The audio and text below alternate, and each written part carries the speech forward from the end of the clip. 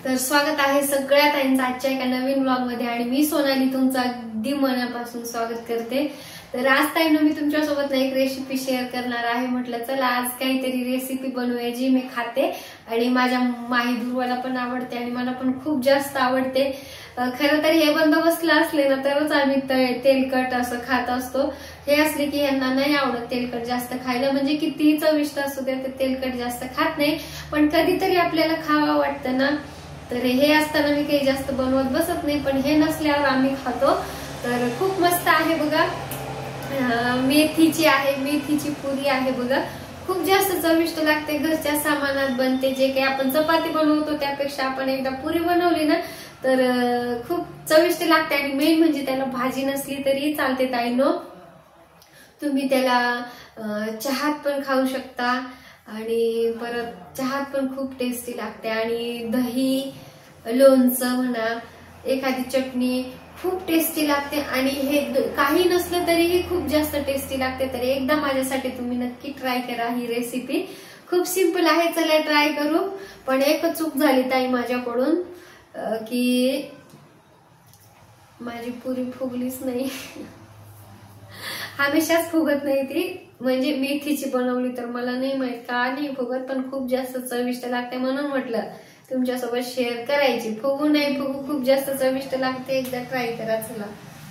तर यासाठी लागणारं साहित्य बघा, मी ना 2 डब्बे हे गव्हाचं पीठ घेतलंय छोटे छोटे, संध्याकाळी पण मी तेच करणार होते म्हणून। आणि थोडासा रवा टाकला आणि थोडस हळद आणि हे धणे पावडर आहे।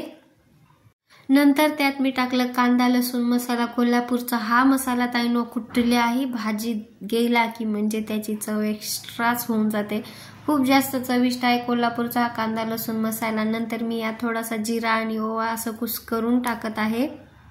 जिरा आणि ओवा पुरीत एकदम एक नंबर लागतं। आणि हे मी कट करून घेतली होती मेथीची भाजी, बारीक बारीक करून घ्यायची, जेवढी बारीक करता येईल तेवढी जास्त पुरी लाटता येईल छान आपल्याला।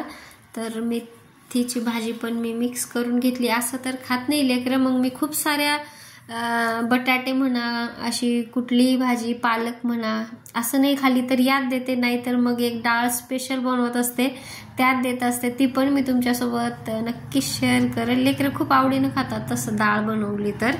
तर हे मी एकदम मिक्स करून घेतलं आहे।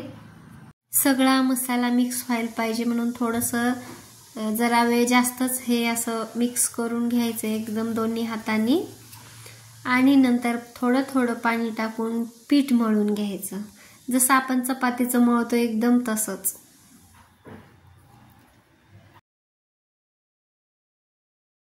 थोडंसं पाणी टाकून पीठ मळून घ्यायचं बघा, लाल लाल कलर येतोय। हा कोल्हापूरचा मसाला ना खरंच खूप, याने साधा गव्हाच्या पिठात जरी टाकलं असतं ना तर पुरीला चव आली असती असं आहे। वरती मला मळता येत नव्हतं म्हणून मी खाली घेतलं मळायला, म्हणजे व्यवस्थित मळता येतं। वरी कसं ते सारखं सटकत राहतं म्हणून म्हटलं चला खालीच पटकन मळून घेऊया। सगळं असं पीठ राहिलेलं मी मळून घेत आहे।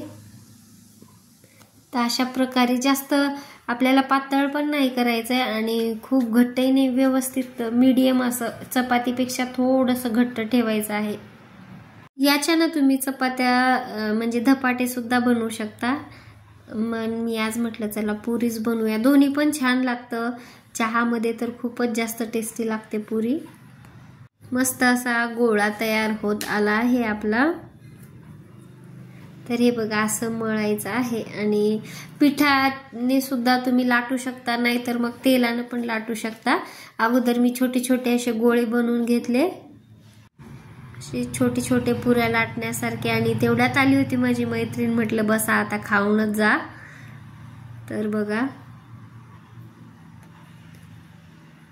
थोडंसं पोळपाटला तेलात नाही तर मग पिठातही हे करू शकता। तर थोडंसं मी पहिलं पीठच घेतलं होतं, मग अशी गोल गोल लाटून घेतली बघा।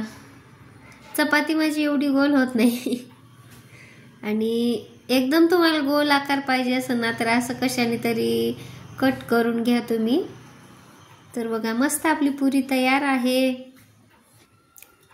तळण्यासाठी तेल गरम ठेवलं होतं आणि तोपर्यंत 2-3 लाटून घेतल्या होत्या मी अशा पुऱ्या. एक छोटंसं असं पीठ टाकून बघितलं, म्हटलं आता तेल झाले की नाही गरम, तर झालं होतं व्यवस्थित गरम.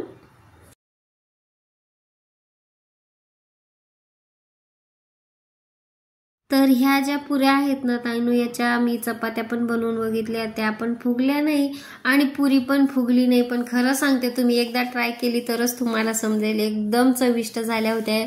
खूप जास्त टेस्ट लागते, त्यात मेथीची पुरी जाते आणि तिखट, ओवा, जिरा, खूप टेस्टी लागते. नक्की तुम्ही बघा, घरातले सगळेच आवडीनं खातील.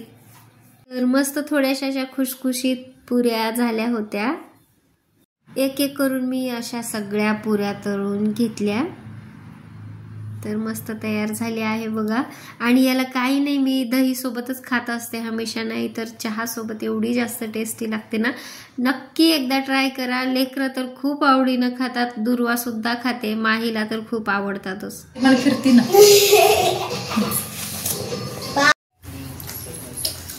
छान झालं. कशी झाली ग? मस्त. आमची पुरी फुगली नाही पण खूप टेस्टी झाली.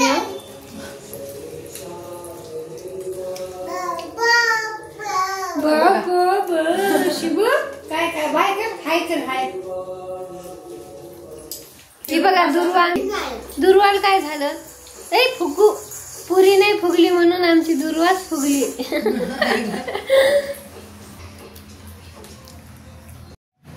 तर चला ताईनो, मैत्रीण पण आली होती, बरं झालं, खूप छान वाटलं.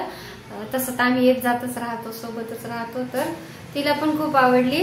सांगायचं म्हणून नाही, खरंच खूप छान लागते. आणि मुलींनी तर स्पेशली मागून मागून खाली, आम्हाला सुद्धा ठेवली नाही. खूप चविष्ट झाली होती. एकदा नक्की ट्राय करा आणि खाऊन बघा, मुलांना देऊन बघा, लहान खूप आवडते. दही सोबत खा, लोणचं सोबत खा, छान लागते. चहा सोबत पण एक नंबर लागते. तर प्लीज ताईंनो, माझे डेली व्लॉग्स पाहत जा. नक्कीच तुम्हाला आता नाही आवडले तर पुढे आवडेल. हळूहळू आपल्याला, आमची सुरुवातच आहे, हळूहळू समजते आम्हाला पण व्हिडिओ बनवायचं. काही चुकलं असेल तर माफ करा. तर चला, भेटूया पुढच्या व्लॉगमध्ये. न चुकता लाईक करा, बाय, आणि कमेंट करा, सबस्क्राईब करा झालं तर.